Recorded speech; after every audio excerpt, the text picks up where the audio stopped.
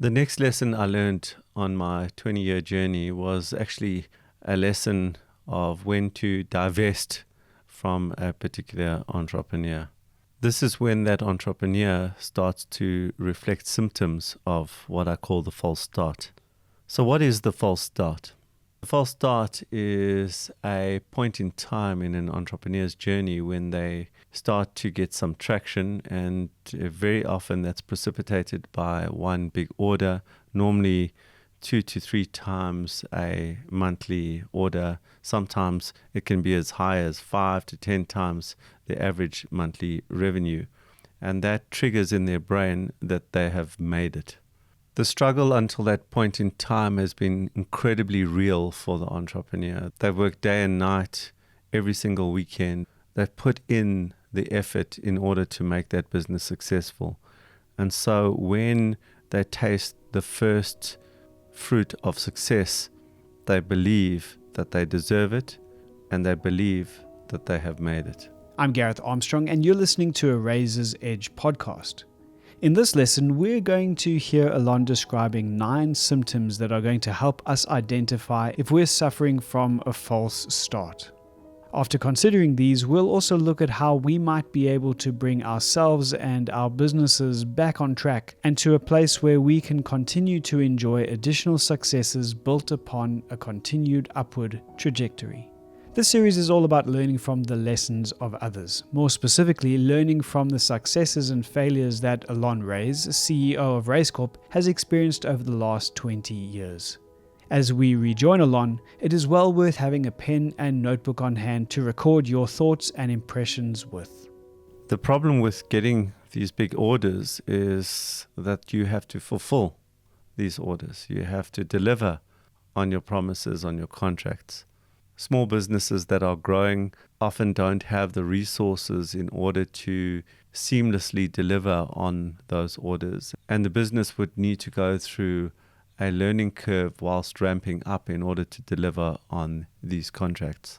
This learning curve doesn't come for free. It comes at a cost of mistakes, cost of people in many instances, and all too often at the cost of the client who is not delivered what they were promised on budget and in time. Whilst the business is scaling in order to ensure that it can deliver on the orders it's just received, the entrepreneur finds themselves dealing with a lot of fires that need to be put out. People issues, supplier issues, logistics issues, etc., etc. And if they are not fully focused on ensuring that they can actually put out these fires, learn from them, and put in systems and process in order to ensure that these don't reoccur, then the business is unlikely to be able to deliver on budget and on time as expected by the client. But I come back to that chemistry that goes on in the entrepreneur's mind at the point that they receive that big order, that massive order, that dream order that they've been waiting for so long. The order that they believe will launch them, that will be able to communicate to the world that they have arrived. Have you experienced one of those potential trigger moments? An order from a new or existing client that is bigger than you ever thought possible at this stage of your business journey? An order so big it forces you to stretch yourself and your team all the way to a potential breaking point to deliver on? But Allon has also described this very exciting time as that potential trigger moment. And what happens hereafter is where we need to look to determine if a false start is occurring. By the way, there are 9 symptoms, and while they're linked, each of them stands apart from the other as an indication that the wrong path is being walked down. Here's symptom number 1. So what are the symptoms of being in a false start? What are the symptoms that I look for in an entrepreneur who I might be investing in to make sure that they are not suffering from false start mentality? You might ask the question, why am I using the word suffering from? And that's because 100% if you are suffering from false start, you will suffer at some point. So the first thing I look for is the purchase of a new car. Before that, they had an old jalopy. The central locking didn't work. There were some cracks in the windscreen. The paint had lost its gloss and glow. It certainly wasn't an ego statement or prestige statement to drive in your old car. And the moment they receive the big order that weekend, they are in the German car dealership looking at the latest sports model. And when you challenge them as to why they are spending all this money so early on in their journey, they will respond to you by saying, my clients really care about what I drive. It is for them an indication of how successful I am. I have only one word to respond to that: bullshit. Very early on in my own journey, I worked for someone that said exactly that. Their clients needed to see how successful they were. I worked with them for a few years, and only once did a potential client ever walk us to their car. And that potential client remains exactly that to this day, a potential client. No deal was ever signed.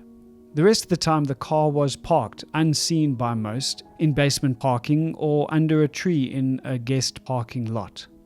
It was ultimately what Allon has described here: a very expensive, for multiple reasons, low-impact business decision.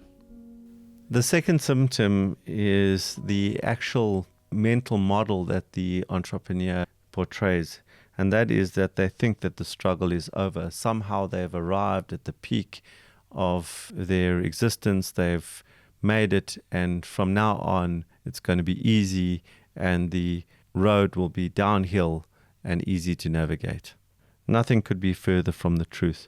And I listen for that symptom in the way that the entrepreneur speaks about their future, that somehow from now on it'll be easier. Nothing could be further from the truth. As businesses grow, they become more and more difficult to manage, more and more difficult to control, and more difficult to grow. More and more fires start to appear, operational issues start to manifest, and the entrepreneur needs time and effort in order to focus on these operational issues. If their attention is focused elsewhere, these little fires become raging fires and are able to burn the whole business down. Growth of a business is often a decision that is influenced by an entrepreneur's appetite for complexity and also the transition from entrepreneur to manager. Allon himself admits in other podcasts and conversations that he struggled with this and even gave over the running of Raiz Corp to someone else for a time. What does your language, that internal voice and the spoken word, say about your current mentality? The third symptom that I look for is the upgrading of offices. So the entrepreneur gets that big order or those big orders and immediately starts to hire an interior designer and starts to remodel their offices. New fancy reception desk, new chairs, perhaps one of those stand-up desks here and there. A huge amount of money is now spent on the actual interior of the business. And when you query the reason for this to the entrepreneur, they will respond that we need to look the part so that our clients will perceive us as successful. I have a one-word answer to that response: bullshit. If I reflect back at the entrepreneurs that I've invested in that have been successful, their relationship with their car, their relationship with their offices has been a long-term view.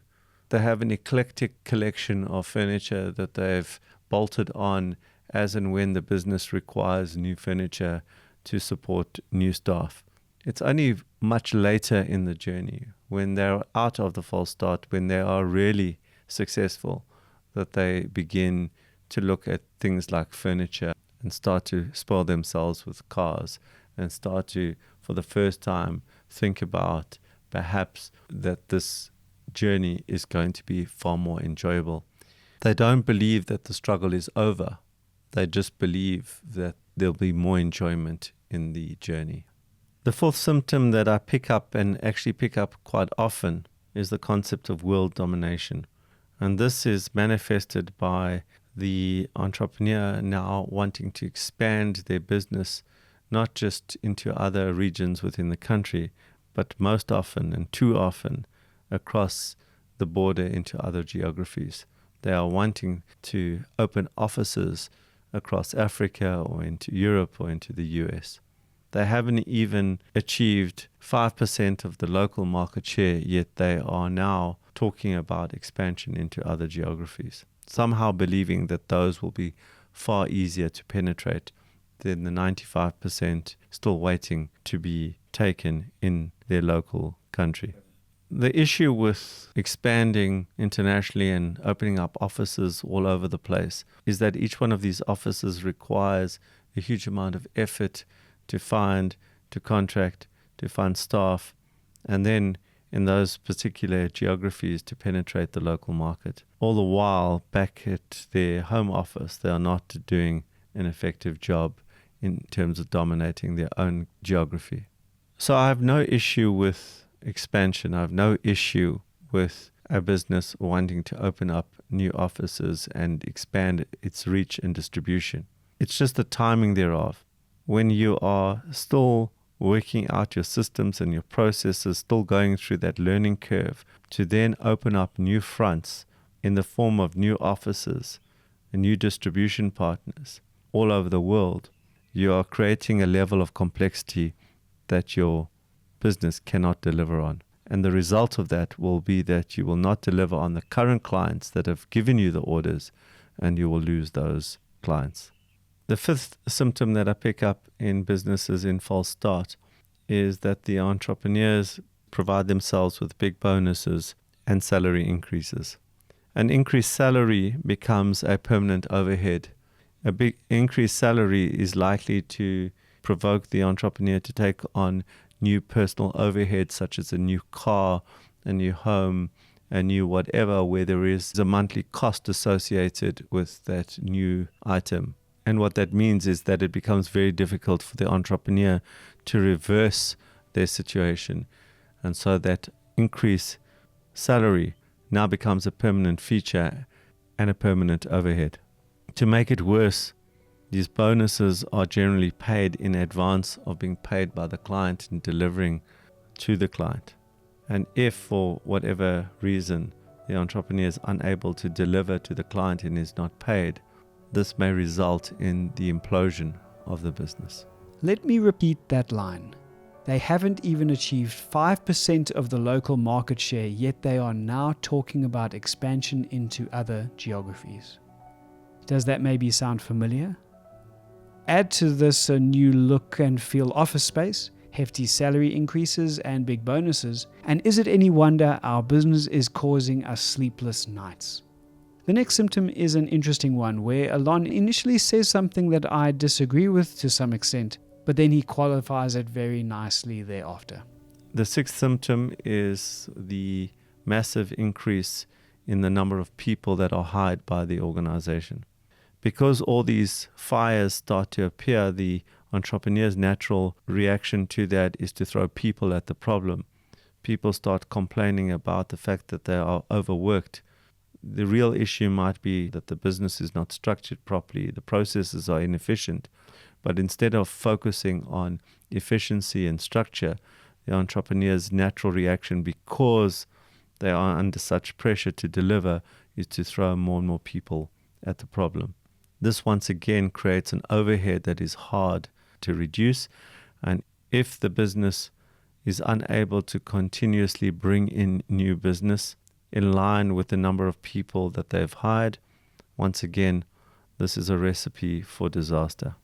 The next two symptoms are all about perceived image, and I'm pretty confident that we have all felt the pull of these in some form or fashion at one point or another.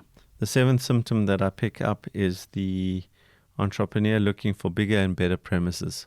It's the new big head office with the big sign on their building. The pretext to this is the idea that we have arrived, we have to look the part, here's our big new offices, everyone must see. We were very cramped in our old space. And although there is always a time for that, if the timing for that is incorrect, if the timing of a new bigger premises is based on a single or small number of new big clients, where there is still no proof that you are able to deliver, then this once again becomes a ticking time bomb. the overhead associated with bigger premises, the overhead associated with all the new furniture, the electricity, the rates, the taxes, etc., associated with that bigger premises, once again lock in an overhead that is hard to reduce into the future. If there are insufficient orders and if there are insufficient sales into the future, once again, this is a disastrous situation. The eighth symptom is actually quite interesting to me. You will see with entrepreneurs in the false start that their personal image starts to change. All of a sudden, their wardrobe that they're wearing is a little bit fancier. There are a couple of Italian brands and French brands that are being worn. Their hair has been styled differently. They are sporting the latest sunglasses. And if they're wearing normal spectacles, it will certainly be a brand name that they are wearing, with the brand quite prominently protruding from the side of their glasses. Although there is nothing wrong with personal grooming, I think for me, the fact that there is such a stark jump in the entrepreneur before the false start and during the false start is quite jarring for me. It is almost as if in the entrepreneur's mind, they are now an actor in a movie where they are the successful entrepreneur.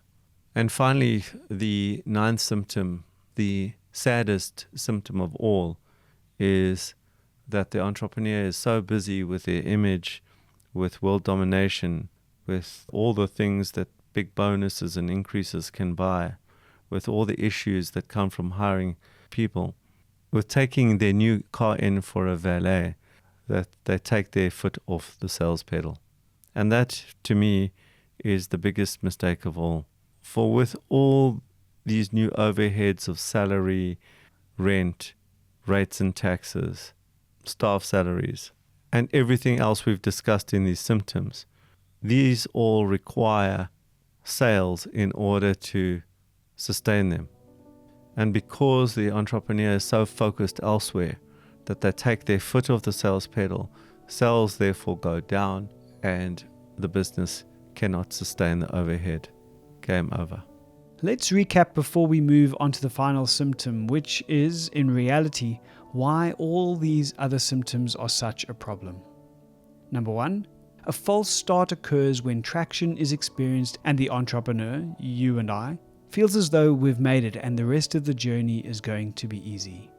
Number 2, false starts often occur when a massive order comes in, and instead of seeing this as an opportunity to improve processes, double down on important systems, and improve the way we manage the business, we celebrate this big order in ways that are detrimental to our business's ongoing success. Number 3, there are 9 symptoms we can use to identify if we are in a false start mindset. And here follows the last one, along with some final thoughts and insights from Allon. So as I sit here talking about all these things, I cannot say that I've been impervious to all these symptoms, that I have not fallen into some of these traps over time. But I wish I hadn't. And I suppose the biggest one for me was thinking that the struggle was now over. Nothing could have been further from the truth. I'm 22 years into the journey. I work just as hard, I'm still as driven, and having gone through my own false start, I've realized that although I'm enjoying my journey a lot more than I did at the beginning when there was no money in the journey, it certainly isn't one without issues, one without a level of struggle, one without a continuous learning curve. And so to entrepreneurs who have identified with 2, 3, 4 or more of the symptoms that I have highlighted earlier in the podcast, to you I say there is always an opportunity to reverse the false start mentality.